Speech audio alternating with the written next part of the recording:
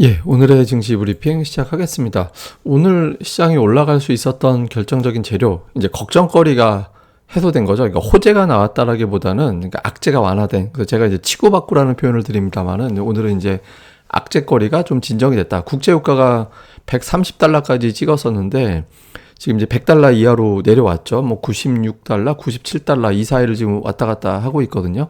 그래서 유가의 고공행진이 진정이 되면 아무래도 이제 물가 상승 압박이 좀 덜해지게 되니까, 그러니까 물가 상승 압박이 덜해지게 되면 원유 수입 많이 하는 우리 입장에서는 걱정이 좀 완화가 되잖아요. 실제로 이제 원자재가 계속 올라가면 코스피의 이익 전망치가 하향되는 그런 경향이 있거든요. 그래서 이런 걱정이 좀 완화가 됐고, 그 다음에 이제 중국에 대한 걱정, 이게 이제 중국의 확진자 수 추이인데, 그러니까 중국의 확진자 수 중에서 이제 무증상 감염자, 그다음에 이제 그 증상이 있는 감염자 이걸 갖다 이제 따로따로 중국에선 통계를 냈거든요. 근데 오늘 예상했던 거는 5천 명 넘어서 1만 명 갈지도 모른다. 이게 이런 어떤 분석이 있었어요. 그런데 오히려 좀 줄어들었죠. 그래서 중국이 매일 막 두 배 이렇게 늘어나서 대대적인 어떤 봉쇄로 가는 거 아니냐. 이렇게 되면 또 공급망 문제, 소비 문제도 문제 생기지 않을까? 그러니까 이런 걱정이 좀 있었죠. 근데 이게 이제 완화가 됐고, 그리고 이제 오늘 중국 증시가 이제 급등을 했는데 중국 당국에서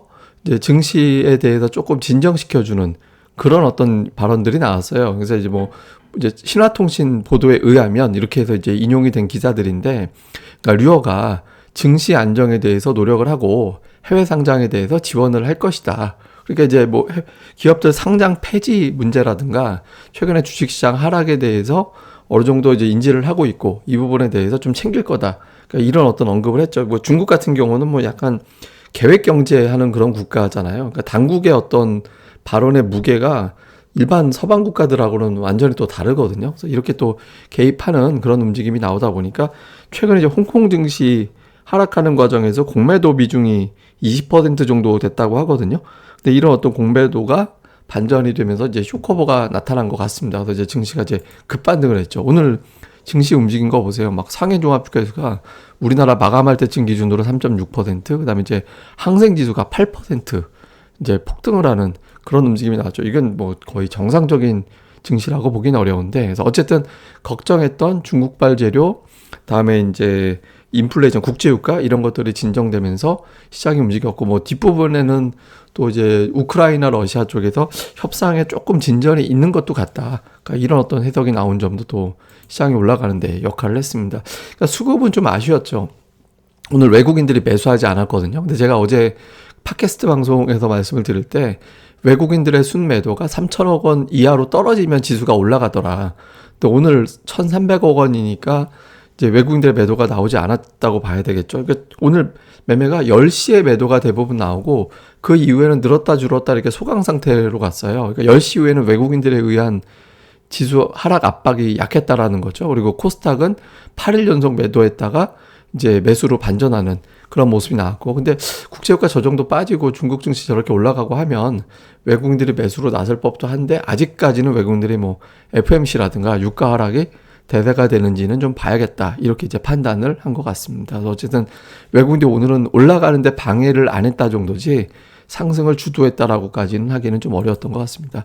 그래서 이후에 이제 포인트를 보면 FMC가 이제 끝나고 나서 원자재 시장이 과연 어떻게 될 거냐. 그러니까 100달러 밑으로 안정이 되고 여기서 더 떨어지면 우리 증시에 대한 수급이 더 좋아질 수 있거든요. 그래서 내일 이제 FMC 결과 이후에 국제 유가가 올라가지 않고 계속 떨어지는 방향으로 되는지, 요게 이제 중요하고요. 그 다음에는 러시아가 디폴트 얘기 나오고, 사실 러시아 디폴트로 봐야 되잖아요, 지금. 예, 뭐 러시아가 러시아 입장에서도 뭐 돈 안 갚고 말지 뭐 이런 어떤 생각이 나올 수 있거든요. 그래서 그 디폴트가 되는데 사실은 이번이 디폴트가 아니죠. 30일 유예를 해주기 때문에. 근데 이게 혹시 또 이슈가 되는지, 러시아 뉴스가 너무 많이 나오는 거는 좀 안 좋은데, 어쨌든 이제 디폴트라는 게 지금까지로는 뭐 이미 디폴트 된 거나 다름없지 뭐 이렇게 해석하고 있는데, 혹시 이걸 좀 확대 해석하는지 요거 하나. 그 다음에 이제 오늘은 외국인들이 매도를 진정시킨 거지 매수한 건 아니잖아요. 오늘은 매도도 줄고 매수도 줄었거든요. 그러니까 이제 매도를 많이 줄여서 순매도 규모가 줄어든 거였어요. 그래서 그 FMC 이후에 외국인 투자들이 국제유가까지 떨어지고 환율도 내려가고 외국인들도 매수로 바뀌면 적어도 뭐 상승 종수는 많지 않더라도 대형주들이 반전하는 그런 흐름이 나올 수 있거든요. 그래서 요 구도가 나오는지 중요하고요. 그다음에 이제 오늘 올라간 종목들 구성은 괜찮았죠. 이게 많이 올랐기 때문에 뭐 제가 일일이 다 적지 않았는데 특징적으로 뭐 LG노텍 같이 애플하고 연결고리가 있는 또 일부 PCB 종목들도 애플하고 연결고리가 좀 있죠. 그다음에 2차 전지주들 올라가고 자동차주가 올라온 게 결자 해지 역할을 할 수 있는 게 자동차주거든요. 러시아 문제 걸리고 유가 걸리고 근데 요게 이제 올라오면서 좀 의미가 있었거든요. 그래서 요게 올라왔는데 내일장에서도 제가 계속 그 말씀드리잖아요. 수출주의 중에서 뭐 한두 개라도 좀 걸려야 시장이 좀 풀린다. 그래서 오늘 하이닉스도 올라오고 현대기아차도 올라왔거든요. 그래서 내일장 이후에도 둘 중에 하나라도 계속해서 올라오고 외국인들이 좀 붙어주고 이런 구도가 나오면 조금 더 시장이 위가 열릴 수 있거든요. 그래서 요 구도가 나오는지도 잘 볼 필요가 있는 것 같습니다. 그리고 제가 이제 나스닥 패턴을 좀 보여드리는 건데 나스닥이 어떤 형태를 보이냐면 3일 정도 연속으로 하락하면 하루씩은 반등을 줘요. 3일 빠지고 하루 올라가고 이때 좀 오바해서 5일 빠지니까 미안해서 그런지 3일이나 올라갔었고 이때 또 한 3, 4일 정도 빠지니까 또 올라오고 직전에 또 3일 빠지니까 또 하루 올라왔잖아요. 근데 연속 반등이 잘 안 나왔어요. 그러니까 3일 빠지고 하루 반등 나올 때는 연속적인 상승이 안 나왔거든요. 그래서 과연 이 패턴이 깨지고 FOMC 결과 이후에 미증시가 이제 좀 반격을 시작할 수 있을 거냐. 지금 나스닥이 아슬아슬 하거든요. 마이너스 20%대라서.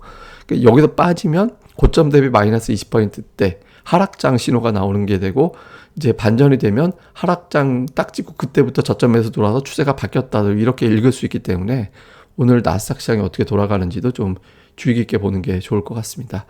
예, 또 뭐 추가적인 내용이나 자세한 내용들은 따로 정리를 하고요. 또 금리 관련해서 제가 또 방송을 하나 이제 공부합시다로 준비하고 있으니까 그거 올려지는 대로 또 전달해 드리겠습니다. 예, 그럼 감사합니다. 저는 다음에 뵙겠습니다. 그리고 구독하기 꼭 부탁드릴게요.